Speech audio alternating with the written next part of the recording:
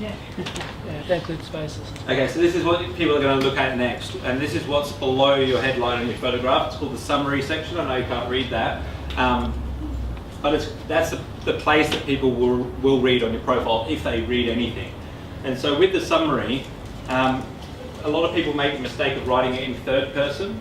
I'd encourage you to write it in first person. This is a social media site. You want to engage with people, and I think that I may even have a slide in here about starting with why as well. It's very important to communicate why you do what you do in a summary, because people will engage with that. If you just say, oh, look, I'm an accountant and I help people with the tax return, you don't really differentiate. But if you say, I'm passionate about helping people achieve these outcomes, it engages people more, and they're more likely to trust you and continue reading. One of the things you'll notice on my profile is I have a lot of media links, a lot of links to videos and different things like that. I do have a lot of videos online on social media and so on, but it wasn't always that way. This is one of the first videos I put up on my LinkedIn profile, and it's an interview with LinkedIn and Richard Branson. So it's got nothing, I wasn't in the video, well, it's not even on my YouTube channel, but I thought it was interesting for my followers. And I put it there. I've had a few messages over the years from people saying, oh, how do you know Richard? Which is interesting because, it's just the power of positioning, right? Yeah. So yeah, ad media. Yeah, here we go, Simon Sinek. There you go. People don't buy what you do, they buy why you do it. Okay, so here are some points in your summary. Write it in first person.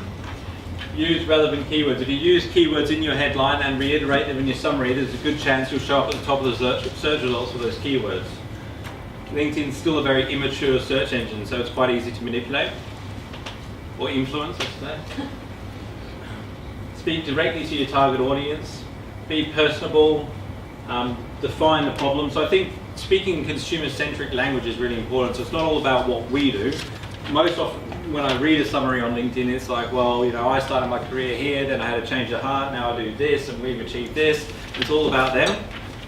If you're trying to use LinkedIn to communicate with potential customers, you want to make it about the benefits that they get. So define the problem. So, for example, with my LinkedIn profile, I might say something like, do you find that traditional marketing methods are no longer effective? Are you looking at a way to scale your business through social media? And so that's not talking about what I do, it's talking about some of the problems that they might be experiencing. Define your why you do what you do, keep it benefit driven, and make it easy to read, and of course check your grammar. It's pretty basic stuff, but these are the big mistakes that I see most people making.